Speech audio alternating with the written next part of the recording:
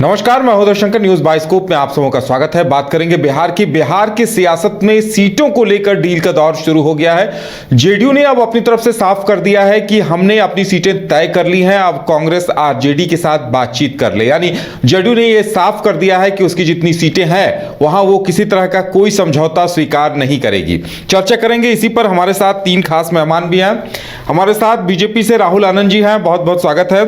JDU से मोहम्मद शकील जी हैं, आपका भी बहुत बहुत स्वागत है। और आरजेडी से अरुण जी हैं, आपका भी बहुत बहुत स्वागत है। सबसे पहले शकील जी, आप ही से जानना चाहेंगे, पहल आप लोगों ने की है, आप लोगों ने स्पष्ट कर दिया है कि हमने अपनी सीटें तय कर ली है, अब कांग्रेस और आरजेडी आपस में बातें कर लें। क्या मायने हैं इसके? देखिए, 2024 का जो चुनाव आने वाला है, अब वो गिनती के दिन रह गए हैं। और गिनती के दिन रहने की वजह से जो है, हमारे माननीय मुख्यमंत्री जो इंडिया गठबंधन के जो है निर्माता हैं, वो सारा चीज़ जो है कर रहे हैं। तो वो अपने आप को पहले बता दिए कि हमारे जो भी सीट हमको जो है मिला है, और सीट मिलने के बाद जिस पे हमारी जीत हुई है, तो हमने ये तो तय कर लिया कि उतना पर तो हम तो लड़ेंगे ही।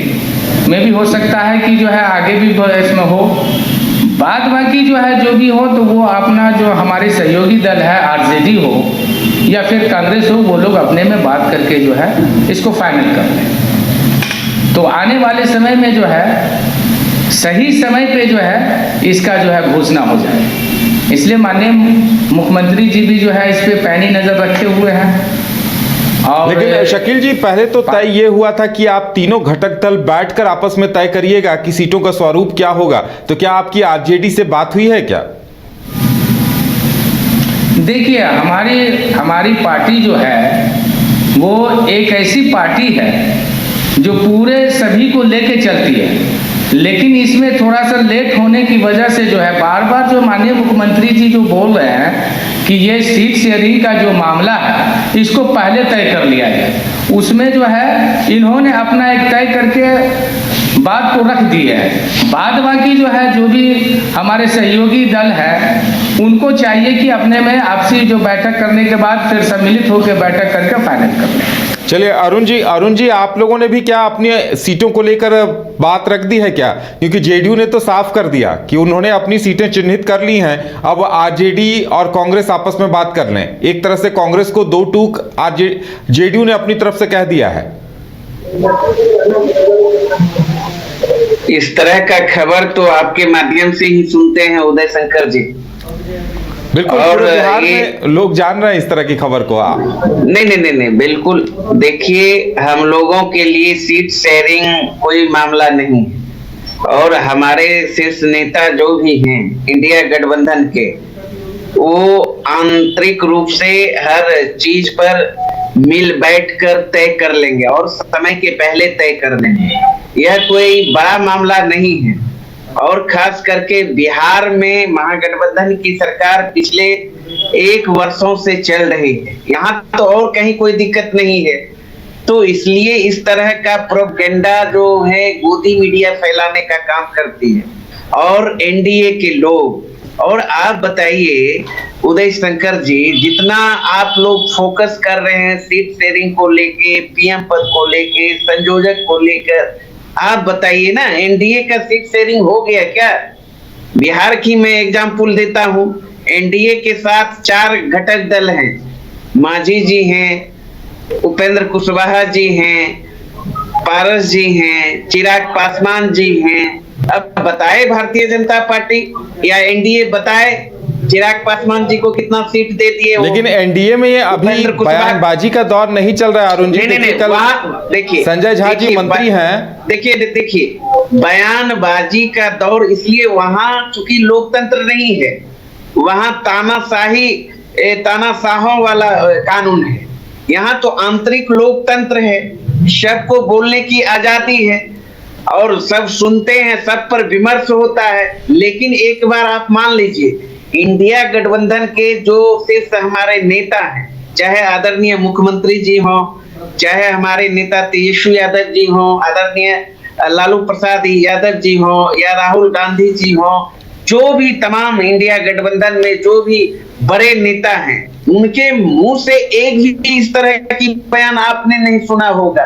हाँ, दल के नेता कुछ अपने अपने तरीके से अपनी अपनी बातों को रखते हैं, लेकिन वो आधिकारिक बात नहीं होती है। और वो पुख्ता बात, आधिकारिक बात तभी वो होगी जब हमारे आदरणीय नेता, तमाम दल के शीर्ष नेता बैठ के तय करके आधिकारिक रूप से सारी चीज प्रस्तुत कर देंगे।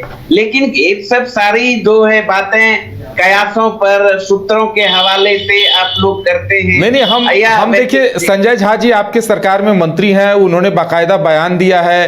प्रवक्ता, अगर आप मंत्री जी के बयान पे भी उन्हें नहीं मानते हैं तो फिर ये बात अलग है, लेकिन आपके सामने शकील जी कह रहे हैं कि लेट हो रहा था इसलिए हमने अपनी सीटें तय कर ली हैं, अब बाकी आप लोगों को समझना है। आधिकारिक इंडिया गठबंधन का तय ठीक, हम लोग तो 40 सीटों पर तैयारी कर रहे हैं। तमाम महागठबंधन, इंडिया गठबंधन के जो पार्टी हैं, जो हमारे घटक दल हैं, बिहार में हम लोग सब एकजुट होकर जो 40 सीट पर हम तैयारी कर। चलिए राहुल आनंद जी के पास चलते हैं। राहुल जी, आपने सुना, इनका कहना है कि आखिर एनडीए की सीटों की चर्चा हम क्यों नहीं कर रहे कि मांझी जी कितने पे लड़ेंगे और चिराग जी कितने पे लड़ेंगे, आप ही बता दीजिए। देखिए, सबसे बड़ी बात यह है कि ये पार्टियां जिस तरह से अपना आचरण को अपना रही हैं और जिस तरह का व्यवहार कर रही है एक दूसरे के साथ, जो मतभेद का जो व्यवहार कर रही है, इससे यही प्रतीत होता है कि बेगानी शादी में अब्दुल्ला बेगाना। और सबसे बड़ी बात यह है कि जिस तरह से महागठबंधन में नंबर को लेकर जो रार छिड़ा है, नंबर को लेकर जो प्रेशर पॉलिटिक्स हो रहा है, नंबर को लेकर जो अपने आप को उत्कृष्ट दिखाने की जो कोशिश की जा रही है, उसका एक जीवंत उदाहरण आज देखने को आपको मिल गया। बिल्कुल, हम वही बात कह रहे हैं कि आखिर एनडीए की मुझे पहले कंप्लीट कर लीजिए। जी, मुझे पहले कंप्लीट कर लीजिए जी।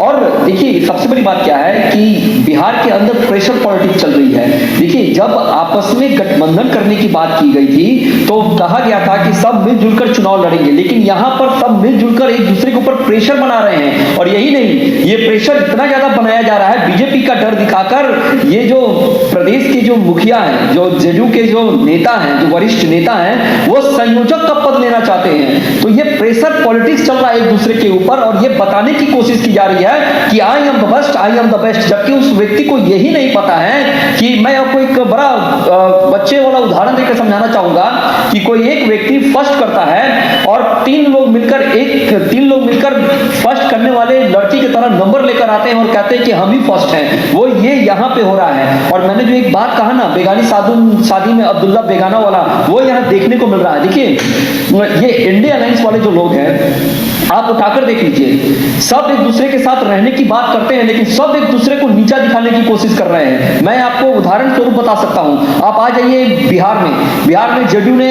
कमर कस दी है कि हम इतने सीट पे लड़ेंगे, और लालू जी ने इस चीज को तय किया है कि कांग्रेस कितने सीटों पे लड़ेगी। आज के पेपर का ये सुर्खियों बिटोर रहा है। आप आ जाइए बंगाल में टीएमसी ने कह दिया है कि कांग्रेस को मैं 2 सीट दूंगी, इससे ज्यादा नहीं दूंगी। और आपस में ये लोग मिलने, सीपीएम और टीएमसी एक दूसरे के कट्टर विरोधी हैं, जो एक दूसरे से मिलना नहीं चाहते हैं। आप दिल्ली आ जाइए और पंजाब आ जाइए, यहाँ पे लोग चाहते तो हैं कि कांग्रेस इनका साथ दे, लेकिन कांग्रेस को ये अपनी कंडीशन पे रखना चाहते हैं।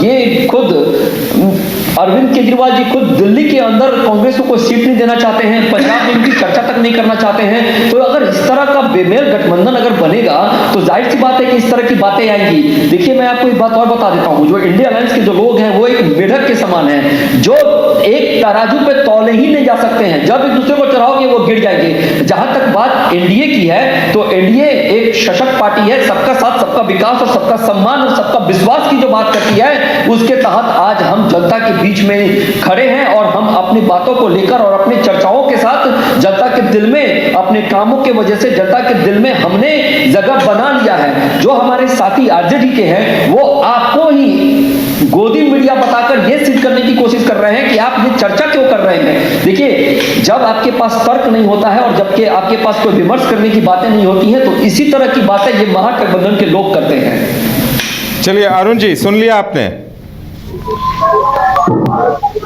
जी उदय शंकर जी।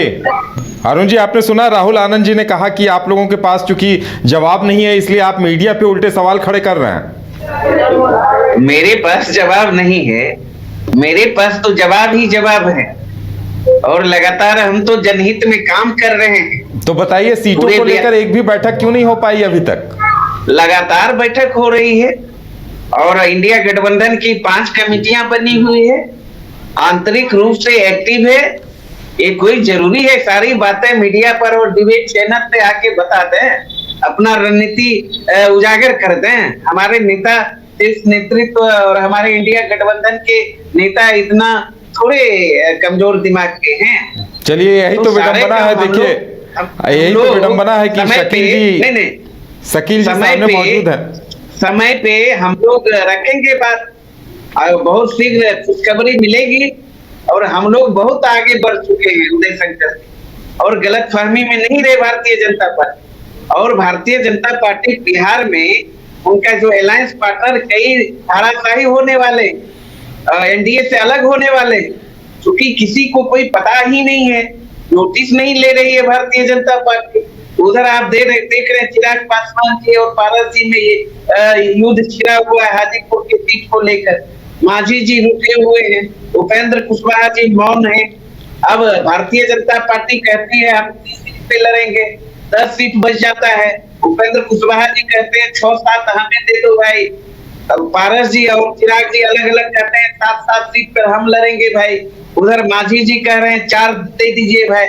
तो फिर फुटबॉल तो वहां है उदय जी, यहाँ कहाँ कुछ है, यहाँ तो सारा चीज वेल है। देखिए, यहाँ सवाल तो इस बात पे उठ रहे हैं कि आप लोग बैठक ही नहीं कर रहे हैं। चलिए शकील जी के पास आते हैं। शकील जी, आप अभी खुद कह रहे थे कि काफी लेट हो गया, इसलिए आपको मजबूरन अब सीटों के बारे कहना पड़ रहा है कि इतनी सीटें हमने तय कर ली हैं। शकील जी, क्या नहीं लगता कि कहीं न कहीं इंडिया गठबंधन में जिस तरह से दावे किए जा रहे हैं वैसा होता नहीं दिखाई दे रहा है? बैठकें तो 4-5 बैठकें हो गई, लेकिन नतीजा अभी भी वही के वही है। सवाल आपसे देखिए, मैं साफ सुथरी बात आपके सामने फोकस कर रहे हैं, जिस बात कर देता हूँ कि कैसे मैंने कह सकते ये हैं कहा जदयू ने तय कर, अगर 2024 राष्ट्रीय अध्यक्ष जी ने ये बयान दे दिया आपको आधिकारिक रूप से, क्या जो हमारे देश के प्रधानमंत्री है जिस तरीके से बरगलाने को उन्होंने काम, सवाल लोकतंत्र को हवा देना अच्छी बात नहीं। कानून पे कानून ऐसा बना रहे हैं 2000, ये आपको जब से वो 2014 से सत्ता में आए हैं, जितना भी कानून बनाए हैं, चाहे वो मुस्लिम वर्सेस हो या फिर किसान वर्सेस हो या फिर जो है युवा वर्सेस हो या फिर कोई और भी हो, उसमें आप देख लें, अभी जो ट्रक वाला जो कानून बना है उसमें भी आप देख लें कि सब के सब आम जन जो उनके खिलाफ है, जबकि उनके खिलाफ विपक्ष होना चाहिए था।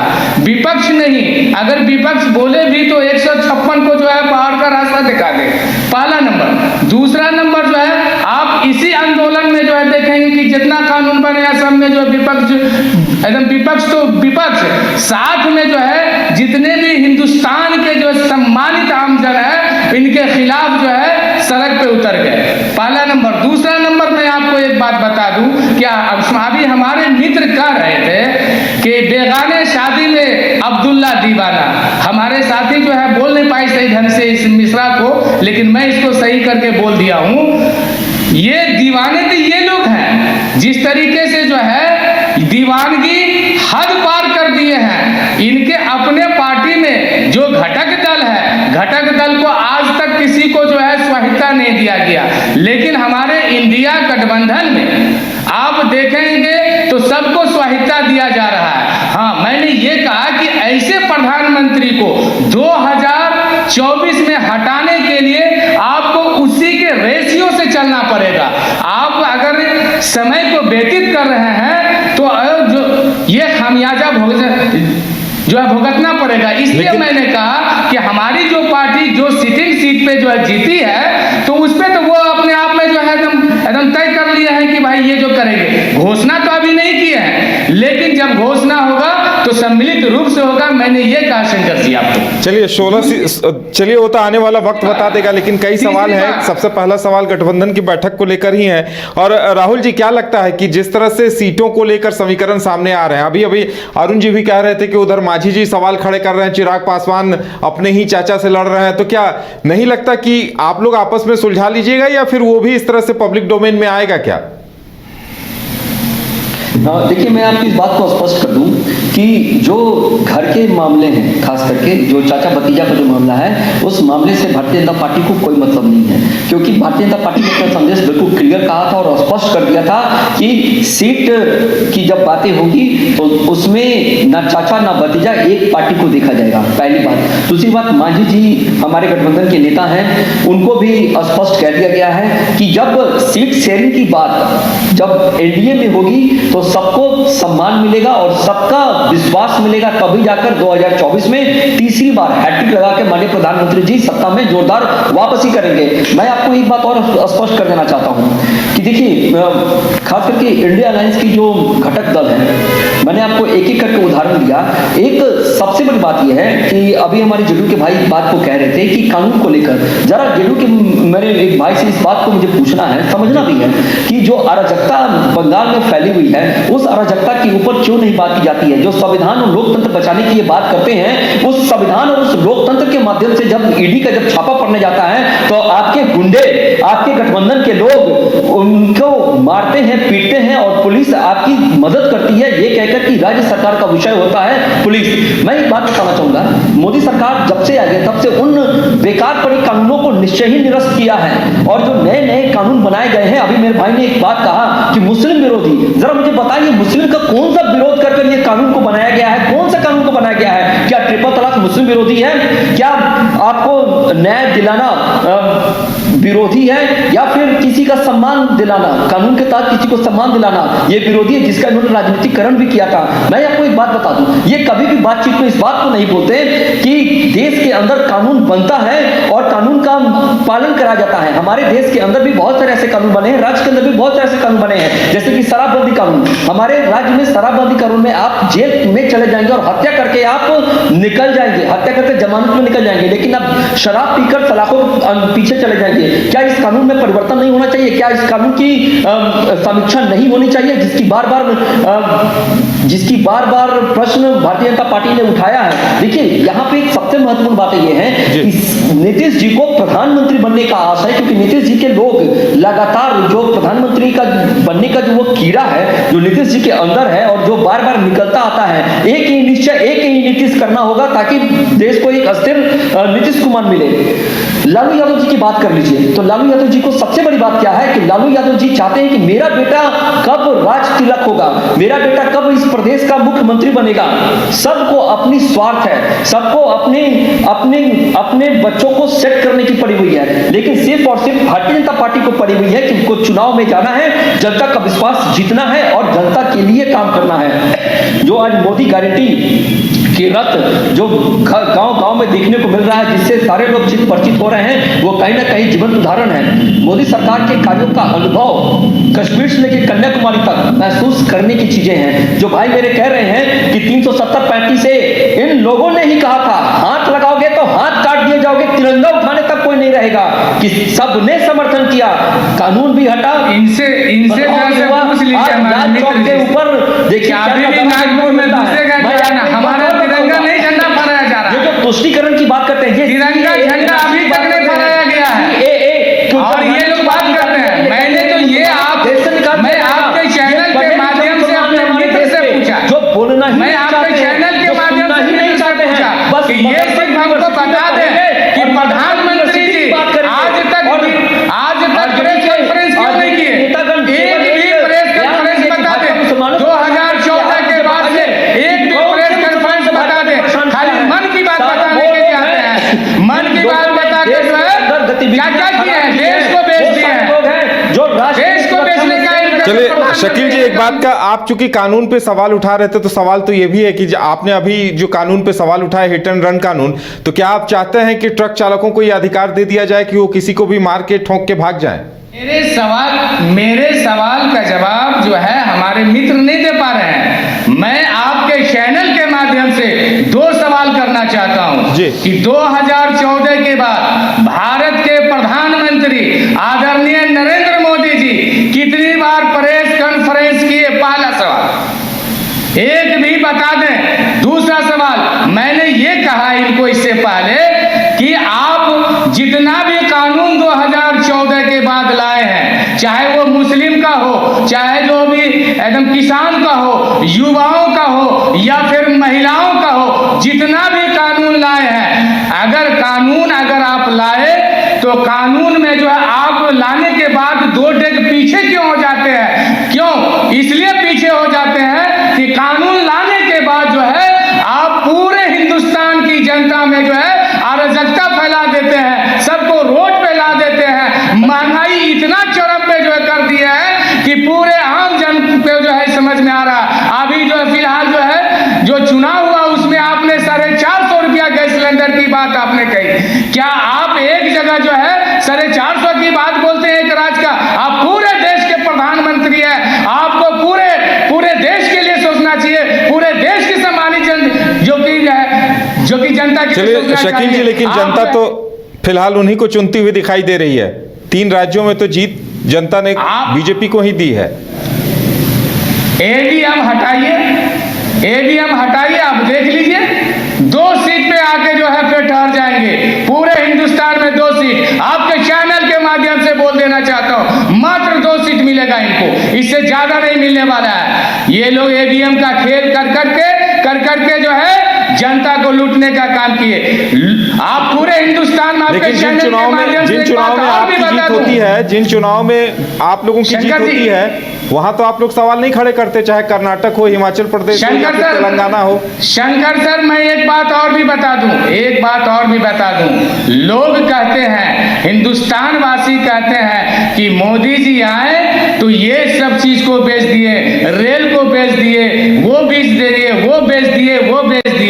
ये सब सुनने को मिलता है। लेकिन मैं ये भी कहता हूं कि मोदी जी खरीदने का भी काम किए हैं। अब मोदी जी किनको खरीदने का काम किए हैं? तो अडानी को खरीदने का काम किए हैं, बड़े बड़े पूंजीपतियों का खरीदने का काम किए हैं। चलिए राहुल जी से जवाब ले लेते हैं। राहुल जी जवाब देना चाह रहे हैं। राहुल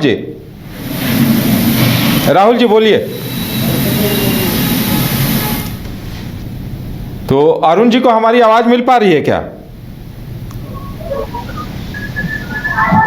अरुण जी, हमारी आवाज मिल पा रही है? हेलो जी राहुल जी, हमारी आवाज मिल पा रही है? जी बोलिए। जी राहुल जी, शकील जी जो कुछ कह रहे थे, हम चाहेंगे आप जवाब दें उनका। देखिए, सबसे पहले मैं इस बात को बता दूं कि जो लोग लगातार इस बात को चर्चा करते हैं कि मोदी जी ने देश को बेच दिया, तो मैं आपको बता नहीं, प्रेस कॉन्फ्रेंस की बात मैंने बोली, पहला सवाल का जवाब दीजिए करके बता रहा हूं।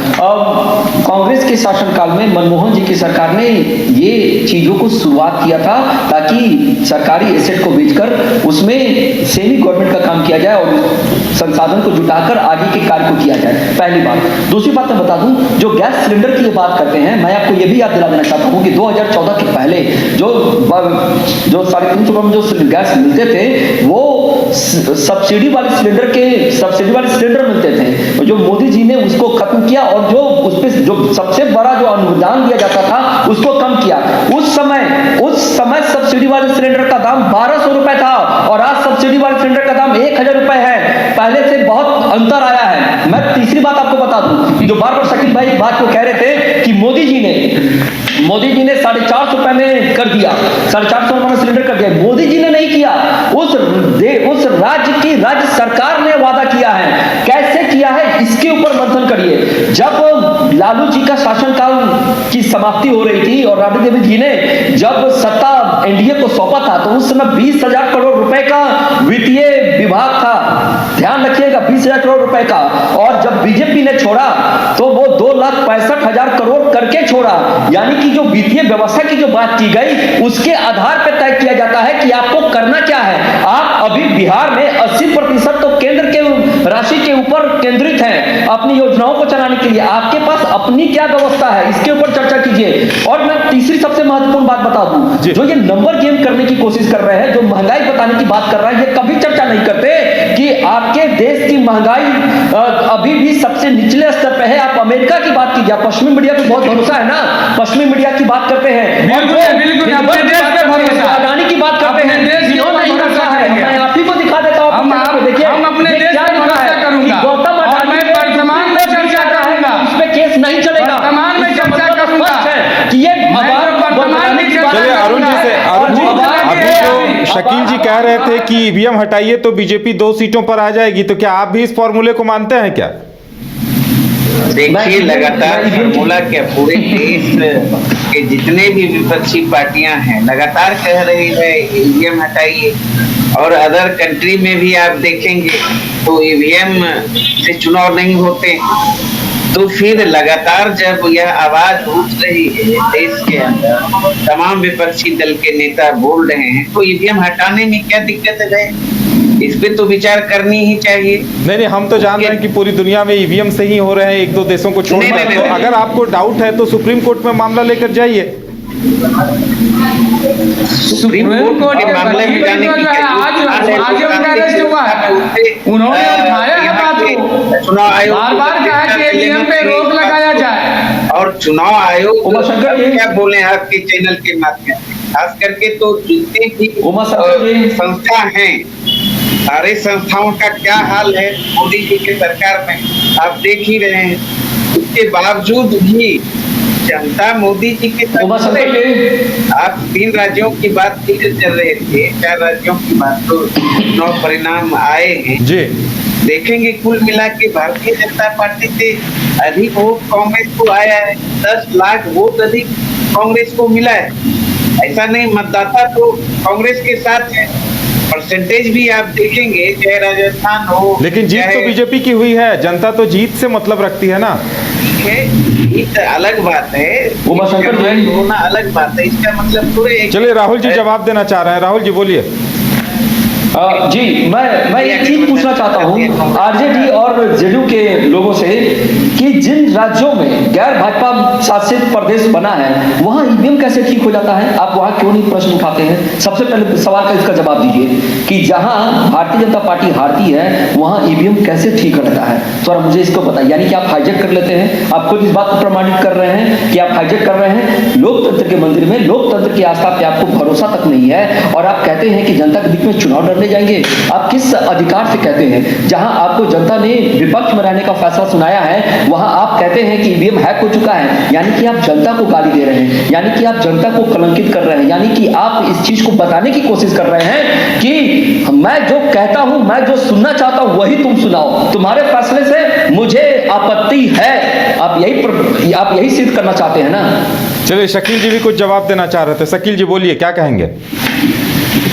हमारे मित्र अभी अडानी जी का फोटो दिखा रहे थे कि इतने बड़े हो गए, लेकिन यहाँ की आम जनता का फोटो नहीं दिखा रहे कि कितना त्राहीमाम मचा हुआ। अभी अर्थव्यवस्था के बारे में बता रहे थे हमारे मित्र। अर्थव्यवस्था में आप देख लीजिए, अफगानिस्तान से हमारा रुपया कमजोर हो गया है।